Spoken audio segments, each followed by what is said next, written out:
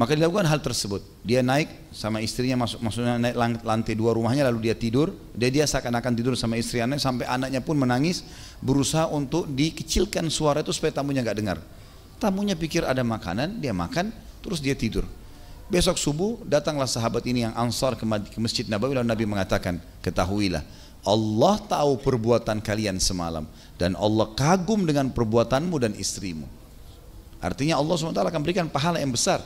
Tapi ada ithar artinya mendahulukan diri dari orang lain. Kalau misalnya ada sesuatu yang sedang kita sampaikan kepada orang lain, lalu memang dia argumennya lebih kuat, memang lebih benar, kita berbesar diri untuk menerima. Disitulah puncak ya ketawaduan seseorang, kerendahan hatinya dia. Kalau temannya benar, anaknya pun benar yang disampaikan, istrinya pun benar, dia bisa terima, tidak terbawa dengan ego. Salah ya, saya salah. Itu orang mukmin begitu. Bukan dia pertahankan kesalahannya. Imam Syafi'i rahimahullah pernah melakukan diskusi dengan seseorang, saling menyampaikan argumen. Pada saat Imam Syafi'i melihat orang itu memerah wajahnya karena dia menyampaikan argumen terus, Imam Syafi'i mengatakan,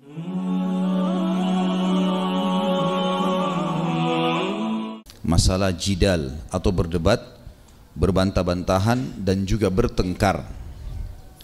Sebelumnya kita sudah membahas dosa besar ke-64 dan Allah sudah berkahi alhamdulillah minum menggunakan wadah emas dan perak. Tentu teman-teman sekalian, dalam kehidupan sosial kita berinteraksi dengan makhluk, kita berinteraksi sama manusia, berinteraksi dengan hewan-hewan, berinteraksi dengan lingkungan, tumbuh-tumbuhan, bahkan mungkin benda-benda yang kita anggap mati seperti batu mungkin ya, padahal sebenarnya itu semua adalah makhluknya Allah. Ada adab dan tata keramanya, ada adab dan tata keramanya. Tapi kalau kita ingin membahas ini tentu panjang sekali. Ada khusus bahasan saya di YouTube dengan izin Allah tentunya, membahas kitab Minhajul Muslim bab adab, dan adab banyak sekali, adab sama manusia, adab kepada hewan-hewan, adab kepada tumbuh-tumbuhan, adab kepada makhluknya Allah secara umum. Kita sempitkan lingkup bahasan kita adalah adab bermuamalah dengan manusia. Dalam bermuamalah dengan manusia yang memang dasarnya Allah berikan kepadanya akal fikiran, hati nurani, energi di tubuhnya, akal fikiran yang dia bisa gunakan untuk mengembangkan ide-idenya, maka tentu Allah subhanahu wa ta'ala perkaya dengan ragam macam ide, ragam macam perasaan ya. Dan ini tidak mungkin seketika bisa bersatu. Dan satu-satunya yang bisa menyatukan kita dalam satu pemahaman hanya masalah keimanan saja. Karena tentu mungkin saya pengen makan makanan A, mungkin yang satu teman saya ingin makan makanan B. Mungkin saya tidur di tempat A, mungkin dia ingin tidur di tempat B. Sesuatu yang wajar, saya memilih pakaian A, dia memilih pakaian B. Adanya ragam ini adalah salah satu keajaiban penciptaan sang pencipta Allah. Dan yang bisa menyatukan kita adalah agama. Agama mengatakan halal ikuti, haram tinggalkan, seperti itulah. Sehingga keragaman ini bisa disatukan dalam konsep syariat. Tetapi teman-teman sekalian, dalam bermuamalah dengan manusia ada hal yang sangat dilarang dalam agama Islam. Tentu banyak yang dilarang, tapi salah satunya ini adalah berdebat, berbantah-bantahan dan bertengkar. Ini sama sekali tidak dibenarkan. Di dalam Islam tidak boleh bertengkar. Kalau mau menunjukkan keberanian, suara yang keras, keterampilan dalam bela diri di kancah peperangan, kancah jihad, silakan tunjukkan. Tapi sama istri, sama anak, sama teman, sama orang tua, bukan tempatnya ini. Seorang muslim tidak pernah mengenal masalah itu. Artinya dia tidak membutuhkan. Kalau ada orang mengajak kita bertengkar atau berdebat dengan lisannya, tinggalkan saja, biar dia bertengkar dengan tembok ya. Dia habisin kata-katanya silahkan. Atau sama angin, sama pohon, biarin aja. Tidak perlu kita ajak berdebat. Tentu di sini tidak masuk di dalam bahasan kita kalau seandainya seseorang sedang menyampaikan argumen masing-masing untuk mencari kebenaran berbeda. Misal, kita sedang membahas sebuah tema. Tema ini memang membutuhkan diskusi. Maka diskusi ini tujuannya misalnya saya mengumpulkan beberapa hujjah atau argumentasi, teman saya juga ngumpulin untuk kita mencari titik temunya. Tapi biasanya ini tidak terjadi perdebatan karena hanya akan menyampaikan ini loh yang saya temukan di kitab ini, oh ini loh yang saya temukan di sini, lalu sama-sama mempelajarinya lalu mencari titik temunya. Itu oke. Tetapi teman-teman sekalian, dilarang di sini adalah berdebat yang hal yang kosong. Ada orang kadang-kadang berdebat dengan istrinya hanya karena pilih rumah makan yang mana. ribut di mobil akhirnya nggak jadi makan gara-gara itu. Hah? Apa gunanya? Hah? Terjadi kan? Ada orang mungkin berdebat sama temannya atau ribut hanya karena masalah temannya ingin pergi ke tempat A, dia ingin ke tempat B. Atau dia ribut dengan anaknya karena anaknya hanya ingin melakukan perbuatan A, tapi dia melarangnya. Padahal sebenarnya masih bisa toleransi. Ini yang dimaksud di sini. Tidak ada gunanya untuk berdebat. Bahkan dalam Islam kita tahu kita diperintahkan untuk mendahulukan orang lain dari diri kita. Hadis Nabi SAW yang umum riwayat Bukhari Muslim, la yu'minu ahadukum hatta yuhibbu li akhihi ma yuhibbu li nafsi. Tidak akan sempurna iman seseorang di antara kalian sampai dia mencintai untuk saudaranya apa yang dicintai buat dirinya sendiri. Bahkan kita dalam Islam ada sebuah poin namanya ithar. Ithar ini yang Allah sebutkan dalam Al-Quran tentang sifatnya orang-orang Ansar di Madinah. A'udzubillahi minasyaitonirrajim wa yu'thiruna ala anfusihim walau kana bihim khasasah. Mereka mengithar diri mereka. Ithar artinya mendahulukan orang lain walaupun dia membutuhkan. Seperti misalnya orang-orang Ansar, pernah ada satu orang Ansar.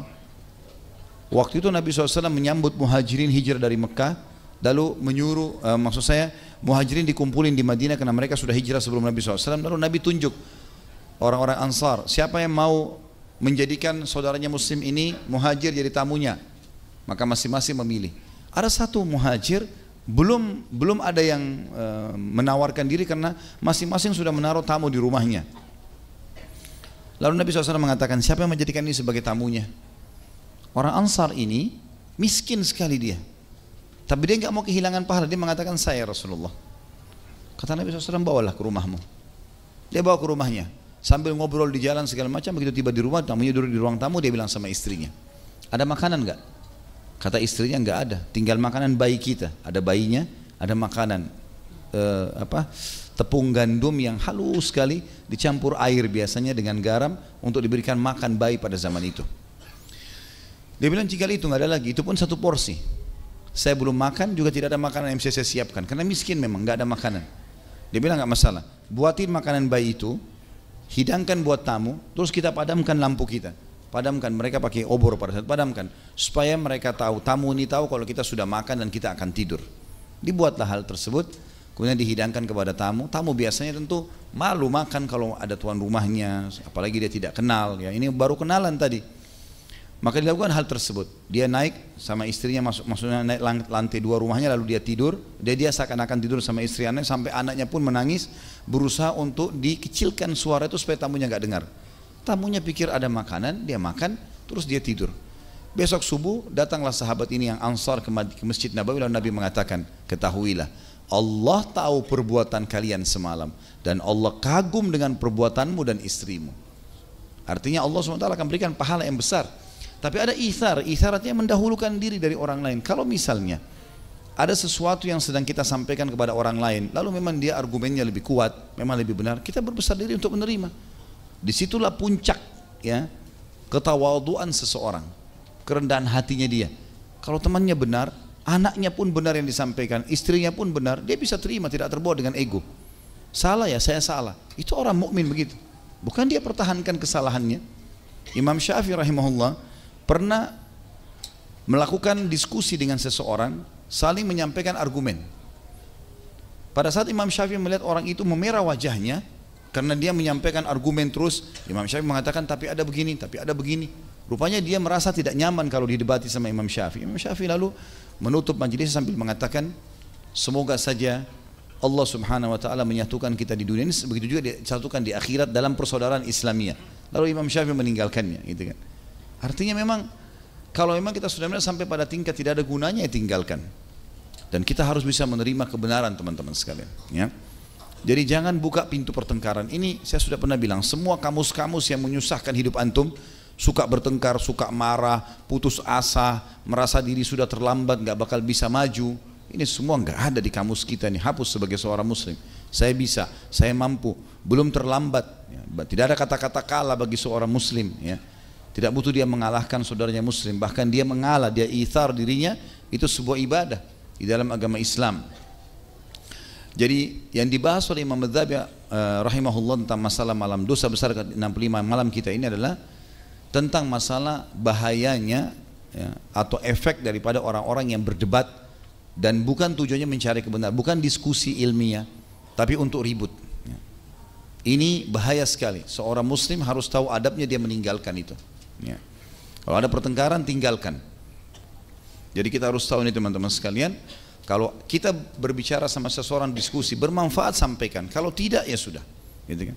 Kita bisa menggunakan doa, nggak usah habisin waktu untuk itu. Terutama kalau kita menemukan ada orang yang berdebat dengan menggunakan Al-Quran dan dia tidak faham, ini bahaya sekali. Ya, kadang-kadang ada orang subhanallah berargumen dengan Al-Quran tapi dia nggak faham apa yang dia sedang argumenkan. Kalau ini secara mutlak ulama mengatakan harus ditinggalkan orang ini. Nggak bisa sama sekali ajak ngomong, karena nanti dia salah gunakan ayat Al-Quran yang dia tidak faham itu. Nanti kita akan bacakan dalilnya berhubungan dengan masalah apa yang saya sampaikan tadi. Kita mulai dalil yang pertama yang ditulis oleh Imam Adz-Dzahabi rahimahullah, surah Al-Baqarah ayat 204 sampai 205. A'udzu billahi minasyaitonir rajim. Wa minan nasi man yu'jibuka qawluhu fil hayatid dunya wa yushhidullaha ala ma fi qalbihi wa huwa aladdul khisam. Wa idza tawalla sa'a fil ardi liyufsida fiha wa yuhlikal hartha wan nasl. Kalau yang pegang buku ada footnote di bawah, lanjutannya footnote nomor 2, wallahu la yuhibbul fasad.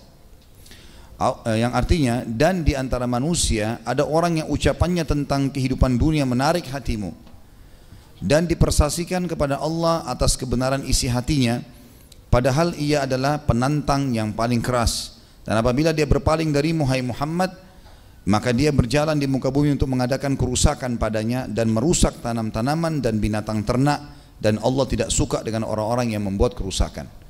Ada seorang munafik datang kepada Nabi SAW, sering menawarkan proyek-proyek seperti ini ya Rasulullah, seperti ini ya Rasulullah, tapi tujuannya dia bukan memang untuk melibatkan Nabi SAW, bukan untuk menunjukkan di depan orang-orang kalau dia punya ide hebat. Tujuannya itu memang dia hanya untuk dibilang hebat. Makanya pada saat Rasulullah SAW pun mau meresponnya, maka dia meninggalkan Nabi SAW.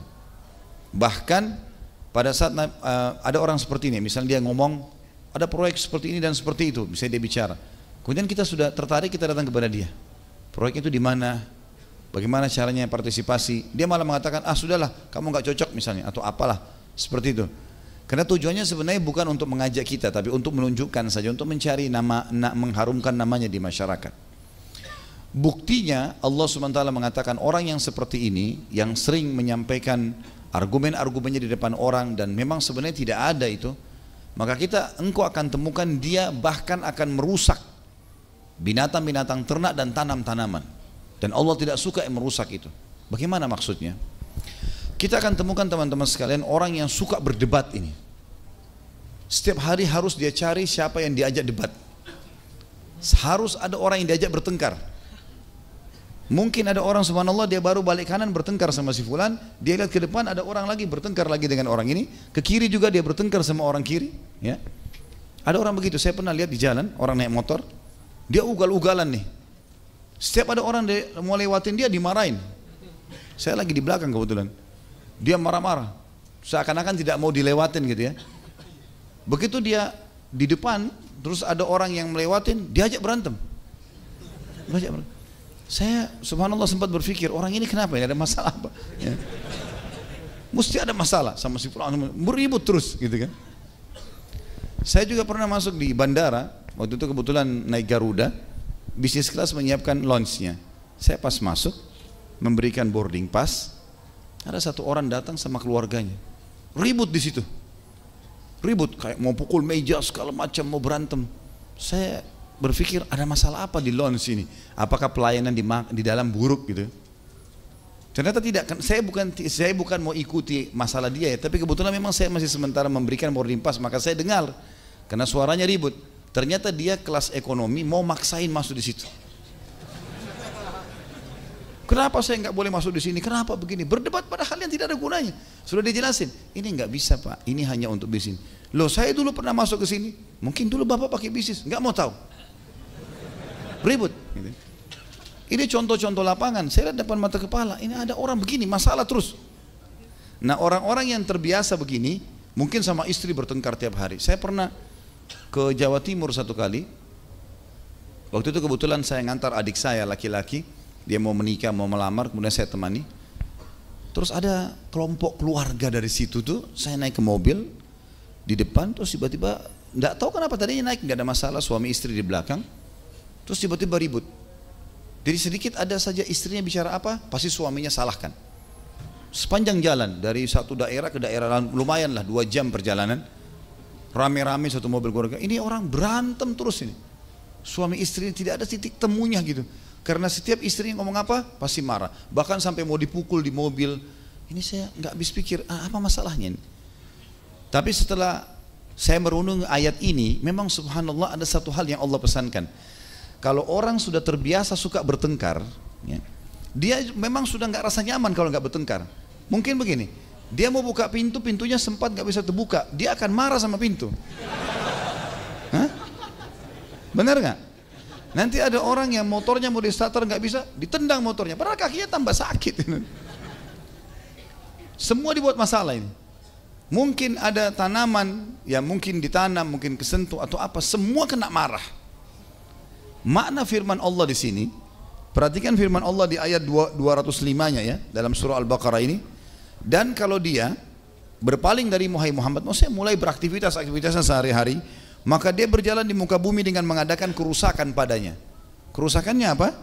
Dan dia merusak tanam-tanaman dan binatang ternak. Maksudnya kata para ulama adalah dia sudah melampiaskan semuanya, ya, khisamnya itu pertengkarannya sama benda-benda pun, sama makhluk, sama hewan, sama tumbuh-tumbuhan, apa saja. Semuanya serba salah depan mata dia. Dan ini orang susah mengontrolnya, gitu kan. Nah ini permasalahannya kalau orang memang menjadikan itu sebagai rutinitas. Makanya selalu ingat teman-teman sekalian sabda Nabi SAW kepada sahabat muda yang datang, ya Rasulullah, wasiatkan saya supaya saya bahagia hidup. Jangan kamu emosi. Apalagi ya Rasulullah, jangan kamu emosi. Apalagi ya Rasulullah, jangan kamu emosi. Kontrol. Jangan sampai ke situ. Karena kalau buka pintu ini maka akan sulit untuk dikontrol. Kita akan terus suka marah, suka emosional, ya. Akhirnya berdebat terus, ribut terus, segala macam hal. Dan apa ketentraman rumah tangga kalau setiap mau makan saya sudah ribut sama istri, ya. Mau beli pakaian saja ribut sama istri. Ada masalah cuma mau keluar sebentar ribut. Untuk apa semuanya diributin, gitu kan?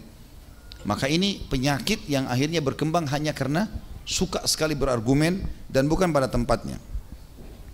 Allah SWT juga menyebutkan dalam dalil yang kedua, surah Az-Zukhruf ayat 58, A'udzu billahi minasyaitonir rajim, ma darabuhu laka illa jadala, bal hum qaumun khasimun. Mereka tidak memberikan perumpamaan itu kepadamu melainkan dengan maksud membantah saja. Sebenarnya mereka adalah kaum yang suka bertengkar. Ayat ini juga turun tentunya kepada orang-orang munafik, sebagian orang-orang Yahudi yang memang mereka suka menyampaikan sesuatu kepada Nabi SAW, tapi tujuannya bukan untuk mendapat respon balik, tapi memang untuk menunjukkan kalau mereka hebat dan mereka bisa berdebat. Seperti itulah. Juga Allah berfirman dalam surah Al-Mu'min ayat 56, A'udzu billahi minasyaitonir rajim, innal ladzina yujadiluna fi ayatillahi bighairi sultanin atahum in fi sudurihim illa kibrum ma hum bibalighi. Sesungguhnya orang-orang yang memperdebatkan tentang ayat-ayat Allah tanpa alasan yang sampai kepada mereka, tidak ada dalam dada mereka melainkan hanyalah keinginan akan kebesaran yang mana mereka sekali-kali tidak akan mencapainya. Ini ayat salah satunya dalil tentang mutlaknya haram, ya, seseorang menjadikan ayat Al-Quran sebagai perdebatan bukan tujuannya untuk mencari pemahamannya dan diperdebatkan, apalagi kalau dia tidak punya ilmu sebagaimana saya jelaskan tadi. Ada juga hadis nanti menjelaskan masalah itu, ya. Al-Ankabut ayat 46 juga berbunyi, A'udzubillahi minasyaitonirrajim, wala tujadilu ahlal kitabi illa billati hiya ahsan. Dan janganlah kalian berdebat dengan ahli kitab melainkan dengan cara yang paling baik. Yang dimaksud di sini kata ulama berdebat adalah menyampaikan argumen yang jelas. Tapi pada saat sudah disampaikan dan mereka menolak, maka tinggalkanlah. Sebagaimana orang-orang Yahudi yang dipanggil oleh Nabi SAW, kemudian diajak masuk Islam, mereka menolak, ya sudah. Nabi SAW biarkan mereka pergi. Karena sudah tidak ada gunanya, mereka tidak mau sama sekali menerima kebenaran. Waktu kaum dari Najran Nasrani datang, Nabi SAW kirimkan surat kepada mereka, wilayah Najran, datang ke Madinah sampai tinggal seminggu di Madinah. Riwayat lain menjelaskan 3 hari, antara 3,5 hari sampai seminggu, sampai 7 hari. Yang jelas Nabi SAW tiap hari sampaikan ayat-ayat Al-Quran, sampaikan dalil, berdiskusi dengan mereka. Mereka tidak pernah bisa membantah karena selalu dijawab oleh Nabi SAW kena wahyu. Hari ketiga mereka tidak mau sama sekali. Kata Nabi SAW, baiklah, turun ayat Al-Quran tentang ngajak mereka untuk ya tanding sumpah, gitu kan. Sumpah atas nama Allah, siapa yang benar didukung sama Allah, siapa yang salah dilaknat sama Allah. Maka Nabi SAW membawa Fatimah, membawa Hasan, membawa Husain, kemudian berada di sebuah wilayah di padang pasir dekat gunung di Madinah, dan pendeta-pendeta Nasrani bersama keluarganya berdiri di situ. Tiba-tiba gunung itu dipenuhi dengan asap yang hitam besar. Lalu akhirnya mereka mengatakan, ini tanda keburukan. Kayaknya memang orang ini benar sebagai nabi. Jangan kita bertanding sumpah karena nanti akhirnya jadi masalah. Kalau dia benar, 7 turunan kita jadi celaka. Kita bayar fidyah saja, kita bayar jizyah saja. Maka mereka pun akhirnya membayar jizyah. Tapi Nabi SAW waktu itu menutup, memang kalau memang sudah tidak ada gunanya, maka baik, marilah kita sekalian menyelesaikan ini ya, dengan cara bersumpah atas nama Allah. Dan ini dimaksud dengan cara yang baik adalah kalau bisa mereka terima. Kalau mereka tidak bisa terima, sudah selesai, tinggalkan saja. Allah membenci teman-teman sekalian orang yang suka bertengkar, suka ribut. Cirinya dari suaranya suka teriak-teriak, ya. Apa saja selalu emosi, ya. Di dalam hadis Nabi SAW, hadis riwayat Bukhari dalam Kitabul Ahkam nomor 7188 dan Imam Muslim Kitabul Ilm nomor 2668, Tirmidzi dalam Kitabut Tafsir nomor 2980 dan An-Nasai dalam Kitabul Qudat nomor 247. Rasulullah SAW bersabda, inna abghadar rijali ilallahi ta'ala al-aladdul khasim. Sesungguhnya laki-laki yang paling Allah murkahi adalah orang yang sengit dalam membantah. Jadi biasa kadang-kadang orang bicara sedikit saya sudah emosi, ya. Ada orang begitu, belum mungkin cuma mau beli barang saja tapi nadanya nada berantem, ya. Mau beli barang tapi seperti orang berkelahi. Kenapa? Memang kalau lembut, kalau baik, ya. Tapi seperti itulah subhanallah penyakit, dan ini Allah benci sebenarnya. Siapa kita mau sombong ini, ya? Kita bahkan tidak bisa melampaui gunung yang ada di sekitar kita atau pohon. Bahkan kita sendiri tidak bisa menahan bersin yang keluar dari tubuh kita. Terus apa yang mau disombongkan? Dalam riwayat lain Rasulullah SAW bersabda, dan hadis ini diriwayatkan oleh Ibn Abi Dunya dalam Dhamm al-Ghibah dari Abu Hurairah, dan juga dalam Jami' as-Saghir disebutkan nomor 169. Rasulullah SAW bersabda, man jadala fi khusumatin bighairi ilmin lam yazal fi sakhatillahi hatta yanzi'. Barang siapa yang mendebat dalam suatu pertengkaran tanpa ilmu, maka dia senantiasa dalam kemurkaan Allah hingga dia berhenti. Kalau ada orang terus saja berdebat pada hal-hal yang dia tidak punya ilmunya, apalagi berhubungan dengan masalah agama, apalagi saling mencaci maki dan menyalahkan, maka ini percuma saja. Dia di dalam permusuhan atau Allah musuhi dia, Allah murka padanya sampai dia berhenti. Ya, ini tentu banyak sekali contoh-contohnya, ya. Saya ingat waktu saya masih mahasiswa di Madinah, sempat pulang liburan di Indonesia, masih tahun 90-an, waktu itu tahun 96, 97.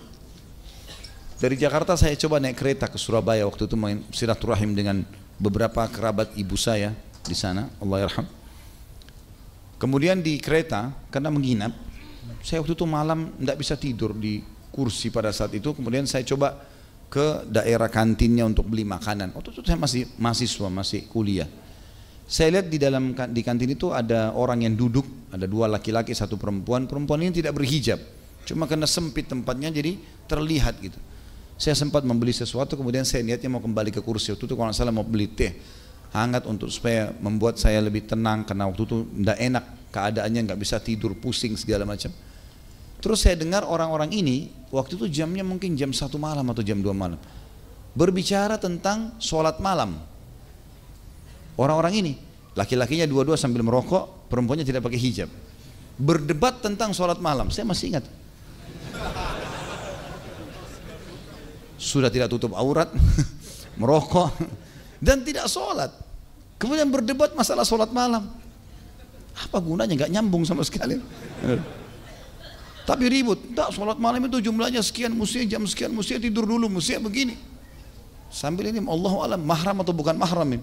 Tapi kelihatannya orang umum gitu kan. Tapi saya lihat ini termasuk berdebat yang tidak ada gunanya nih. Tidak nyambung sama sekali, bukan bidangnya dan tidak diamalkan lagi. Tentu kita tahu ayat Al-Quran yang berbunyi, a'udzubillahi minasyaitonirrajim, kabura maqtan innallahi an taqulu ma la taf'alun. Berat di sisi Allah kalau kalian mengucapkan sesuatu sementara kalian tidak mengerjakannya. Tidak boleh kita berbicara apa-apa. Saya termasuk pernah meluruskan, saya masuk di sebuah masjid di Surabaya. Waktu saya masih di sana dari Makassar, sempat pindah sebentar ke sana tahun 2004 pada saat itu. Kemudian saya masuk ke sebuah masjid, ada satu orang habis sholat ceramah. Terus dia bilang, siapa yang bilang kalau kita ini harus mengamalkan dulu agama baru kita dakwahkan? Kita kan harus dakwahkan dulu. Loh, kok ini unik ini? Artinya orang boleh menyuruh orang lain sholat walaupun dia tidak sholat. Dia boleh menyuruh orang apa saja atau dia larang orang apa saja, tapi dia tidak mengerjakan kewajiban atau dia bahkan melanggar permasalahan itu. Terus saya luruskan, bukankah ada hadis Nabi SAW yang berbunyi, hadis Bukhari, nanti penghuni neraka akan mendatangi seseorang yang mengelilingi sebuah tiang dan orang itu isi perutnya keluar karena panasnya neraka. Lalu mereka akan berkata, hai fulan, bukankah kamu dulu yang ingatkan kami kebaikan? Kamu yang larang dulu kami dari kemungkaran. Dai ini dibakar di neraka, gitu kan? Lalu dia mengatakan, benar, saya dulu yang menyuruh kalian berbuat kebaikan tapi saya tidak mengerjakannya. Dan saya dulu melarang kalian dari perbuatan salah tapi saya malah melanggarnya. Maka ini hukumannya, gitu. Tidak bisa teman-teman, sampaikan sesuatu yang kita sudah amalkan. Kalau kita belum amalkan jangan dilakukan, gitu kan? Seperti tadi kasus itu. Jadi ini akhirnya mereka berdebat sesuatu yang tidak ada gunanya, tidak perlu. Karena tidak bermanfaat, tidak diamalin. Kalau dia mau cari sesuatu, jadi yang boleh begini teman-teman, kita nggak paham, kita bertanya pada ahlinya. Kemudian dia berargumen, dia menyampaikan, lalu kita mungkin pernah dengar, oh tapi ada saya pernah dengar seperti ini, bagaimana pendapatnya, dalil ini, dalil itu. Memang mau cari kebenaran, silahkan, itu boleh. Tapi kalau tunjukkan kalau kita hebat, kita pintar, di majelis ilmu juga biasa begitu. Alhamdulillah kita sekarang menggunakan metode menulis kertas. Biasanya dulu-dulu waktu saya pengajian kalau dikasih kesempatan pegang mic, ada orang memang bertanya. Dari pertanyaan kelihatan orang ini hanya mau nunjukin kalau dia hebat. Makanya saya sering bilang kalau bertanya jangan ngetes saya. Silakan ngetes tembok sana, pohon sana, silakan. Kalau mau bertanya yang tidak dimengerti, kan gitu. Karena kita bukan tujuannya untuk saling mengetes di sini. Materinya jelas, mau ditanya sesuai tema silahkan. Saya juga jawab sesuai kemampuan saya, kan gitu. Jadi nggak perlu masuk ke zona itu ya, karena ini berbahaya, masuk dalam kategori dosa besar. Jadi siapapun kata Nabi SAW yang berdebat pada suatu pertengkaran, bahkan dia tidak punya ilmu di situ, dan saya sudah kasih beberapa contoh tadi, maka dia senantiasa dalam kemurkaan Allah hingga dia berhenti, dan dia tidak lagi melakukan itu. Dalam riwayat yang lain, yang ini diriwayatkan oleh Imam Tirmidzi dalam kitab Tafsir nomor 3250, Ibnu Majah dalam Al-Muqaddimah nomor 48, Imam Ahmad dalam Musnad nomor 252. Rasulullah SAW bersabda, "Ma dhalla qaumun ba'da huda kanu alaihi illa utul jadal." Thumma tala, "Ma darabuhu laka illa jadala bal hum qaumun khasimun." Tidaklah suatu kaum tersesat pada saat sebelumnya mereka berpegang pada hidayah, melainkan pasti mereka akan didatangi oleh sifat suka berdebat atau mendebat. Jadi kalau ada orang pernah sudah sampai padanya hidayah, lalu ternyata dia menolaknya, argumen-argumen yang benar, kecuali pasti Allah akan berikan mereka sifat suka berdebat. Kemudian beliau membaca firman Allah, mereka tidak memberi perumpamaan itu kepadamu melainkan dengan maksud membantah saja. Sebenarnya mereka adalah kaum yang suka bertengkar. Juga tidak disebutkan dalam sebuah riwayat, Imam Az-Zahabi rahimahullah mengatakan, saya tidak tahu riwayat ini, tapi beliau mengangkatnya dari Ibnu Umar dinukil sebuah athar bahwasanya Nabi SAW bersabda, "Inna akhwafa ma akhafu ala ummati dhallatu alimin wa jidalu munafikin bil Qur'an wa dunya taqta'u a'naqakum." Sesungguhnya yang paling aku takutkan atas umatku adalah tiga hal. Ketergelinciran orang alim, kalau sudah mulai ilmunya digunakan hanya untuk kepentingan dunia, walaupun Allah haramkan jadi halal karena dapat duit misalnya, atau sebaliknya, gitu kan? Sebagaimana sering diceritakan dalam Al-Quran masalah banyaknya pendeta-pendeta dan pastor yang melakukan itu, memperjualbelikan ayat-ayat Allah dengan harga yang murah, gitu ya. Maka itu yang dikhawatirkan oleh Nabi SAW, alim-alim seperti ini. Dia bisa berargumen, akhirnya dia membantah yang lainnya untuk membenarkan perilaku yang ditunjukkan oleh orang yang sedang membayarnya. Yang kedua, serangan atau debatnya orang munafik dengan menggunakan Al-Quran. Di Indonesia ini banyak sekali. Al-Quran berbunyi begini, Al-Quran berbunyi begini, padahal sebenarnya mereka lain. Ya. Mereka sama sekali tidak paham masalah itu. Bahkan sampai pada tingkat di Indonesia ada orang yang sudah sampai derajat doktor di universitas dan mengajar, dan saya tahu orangnya, sampai pada tingkat bukan cuma manusia didebati, kitab Allah Al-Quran didebati. Di sebuah seminar dia berani menyampaikan di depan mahasiswa, depan banyak orang, dan sempat kebetulan waktu itu saya diminta untuk menjadi pembanding ya. Di kota Makassar pada saat itu dia berani mengucapkan, mengatakan ha mim alif lam mim ya. Dan semua huruf-huruf yang terputus di awal Al-Quran ini adalah orang-orang yang sengaja memasukkan namanya dalam Al-Quran dari kalangan sahabat agar mereka dikenal. Ini belum pernah ada satu pun ahli tafsir berani mengatakan ini ya. Ini kalau seandainya saya punya kampus, orang ini dapat doktor, saya tarik doktornya nih ya. Bahaya sekali ini. Yang dia debat firman Allah yang turun. Nabi SAW sendiri tidak pernah menafsirkan itu, sahabat tidak pernah menafsirkan, dan mereka mengimani apa adanya. Sampai para ulama tafsir dari kaum salaf mengatakan huruf-huruf yang terputus di awal Al-Quran hanya Allah yang mengetahui maknanya atau nama lainnya surah itu. Dia enggak, dia bilang itu sengaja sahabat menambah supaya mereka dikenal. Ini kan menuduh Al-Quran berarti ada tambahan, menuduh sahabat menambah-nambah sesuatu, ya kan? Apalagi kita tahu Al-Quran ini disusun di zamannya Utsman bin Affan, dan yang susun ini luar biasa nih sahabat-sahabat, Zaid bin Thabit, ahli-ahli Al-Quran, itu kan? Hudzaifah bin Yaman, banyak sahabat-sahabat Nabi yang mulia memang yang menyusun itu, dan mereka sepakat menggunakan bahasa Quraisy. Ini luar biasa, ini contoh dan banyak sekali. Di kampus sayangnya, kampus-kampus Islam, studi Islam, tapi begini isinya. Mendebati Al-Quran, mendebati hadis-hadis Nabi SAW, menyalah-nyalahkan para ulama, ini aneh sekali. Ya. Tapi itu terjadi, subhanallah. Ini bisa masuk dalam kategori orang munafik yang berdebat menggunakan Al-Quran. Ya. Dan yang ketiga adalah dunia yang memotong leher kalian. Maksudnya adalah sampai membuat seseorang itu tidak peduli lagi dia harus mati atau tidak, yang penting mendapatkan urusan dunianya ya, biar ibadah nggak masalah ditinggalkan, yang penting dia dapat dunianya.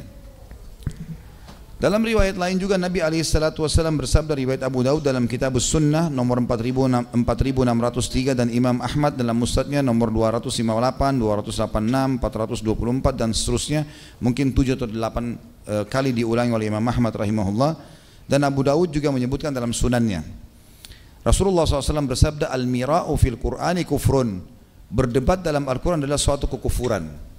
Seperti tadi kasus itu, mendebati isi Al-Quran. Kenapa ayat ini harus turun misal? Kenapa bukan turun seperti ini saja? Apa Allah tidak tahu? Banyak orang begitu sekarang ya, kelompok-kelompok jin ini begitu kalau caranya mendebati Al-Quran ini. Dia debati Al-Quran, apa yang ada di situ itu didebati, bukan dia belajar untuk bisa memahaminya, tidak masuk di akalnya baru baca, kayaknya nggak mungkin nih ya. Makanya harus direvisi bagi mereka Al-Quran. Kalau saya sarankan otak mereka yang direvisi. Oh iya, kalau tulisannya saja dia tulis disertasi atau tesis, kemudian ada yang protes sementara dia sudah dapat cum laude, mungkin dia sudah protes luar biasa, mungkin bisa masuk pengadilan. Dia protes kitabnya kaum muslimin 1400 tahun lalu turun dan sudah sempurna, semua kita imani keberadaannya, ini aneh sekali. Tapi itu terjadi, mereka mendebati itu ya, mereka mendebati itu, dan luar biasa setiap kali ada sesuatu yang aneh-aneh berhubungan dengan Al-Quran pasti mereka dukung apa saja, terutama masalah revisi Al-Quran ini ya. Harus diganti, harus revisi, dan ini sebenarnya sudah dikembangkan oleh Kemal Atatürk di Turki pada awal dia menghapus khilafah Islamiyah.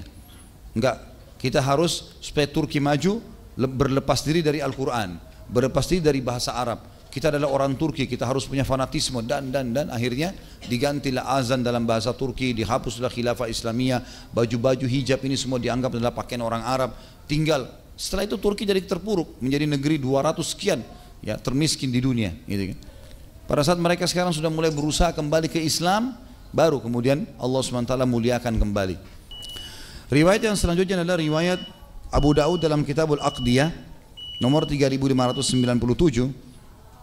Nabi SAW bersabda, man khasama fi batilin wa huwa ya'lam lam yazal fi sakhatin lahi hatta yanzi'. Barang siapa yang bertengkar atau membantah dalam kebatilan, sedangkan dia mengetahui, sebenarnya sudah tahu ini benar yang diucapkan orang ini, tapi dia mungkin karena dia lebih muda, mungkin karena dia tidak mau namanya dianggap nanti kalah dan seterusnya, maka dia senantiasa dalam murka Allah sampai dia berhenti. Di dalam riwayat lain, riwayat Abu Daud, lafadznya ada tambahan lafadz berbunyi faqad ba'a bi ghadabin min Allah, maka dia telah mengundang murkahnya Allah. Selanjutnya dua dalil yang tersisa adalah sabda Nabi SAW di dalam hadis riwayat Imam Ahmad dalam Musnadnya nomor 44, akhwafu ma akhafu ala ummati kullu munafikin alimul lisan. Yang paling aku takutkan menimpa umatku adalah setiap orang munafik yang lidahnya pandai berbicara. Ya seperti sekarang yang luar biasa. Kalau saya lihat, saya pernah menjadi praktisi akademik. Saya juga sekarang sudah lama, alhamdulillah sudah lebih dari 10 tahun terjun di dakwah, di lapangan menghadapi masyarakat langsung. Saya melihat di praktisi akademik terutama yang bernama mengatasnamakan Islam ini banyak sekali orang yang seperti ini. Banyak sekali. Dia sendiri praktek Islamnya dalam keseharian jarang sekali, tapi jadi dosen agama Islam. Itu aneh sekali itu, luar biasa gitu. Dan saya temukan waktu saya lagi belajar, ada beberapa orang dosen yang tidak praktekin agama Islam tapi mengajar pelajaran Islam. Dan uniknya orang-orang yang zaman dulu sudah jelas-jelas dihukum karena pemahaman mereka yang keliru dan sesat, seperti kasus Khallaj yang mengaku Tuhan masuk ke badannya. Dia bilang ana huwa wa huwa ana, saya dia adalah dia saya. Oleh khalifah waktu itu Abbasiyah dipenggal lehernya. Kesepakatan oleh para ulama, ini orang kafir mengaku Tuhan masuk ke badannya. Sekarang di S2 dipelajari itu, kalau dia adalah tokoh Islam. Saya sampai bilang sama dosen waktu itu, gimana caranya orang yang sudah dipenggal lehernya di zaman itu oleh khalifah, dan ini kena dianggap kerusakan di muka bumi, mengaku Tuhan. Ngaku ketuhanan bahaya sekali. Dan juga ulama sepakat, lalu kita sekarang jadikan tokoh, apa jawabannya? Ini ngajar S2 orang ini. Lalu dia mengatakan, ya itu kan orang-orang itu belum sampai pada levelnya Khallaj. Iya, belum sampai pada kegilaannya, bukan pada level ilmunya. Khallaj ini kalau kita lihat historinya bukan seorang alim, orang yang biasa saja hidup di Irak pada saat itu, tiba-tiba mengaku dia adalah tokoh yang hebat dekat sama Allah. Makanya dianggap orang gila, dipenggal pada saat itu. Kita di sini Indonesia disuruh mahasiswa buat makalah kalau dia tokoh, dipertahankan, harus pertahankan loh.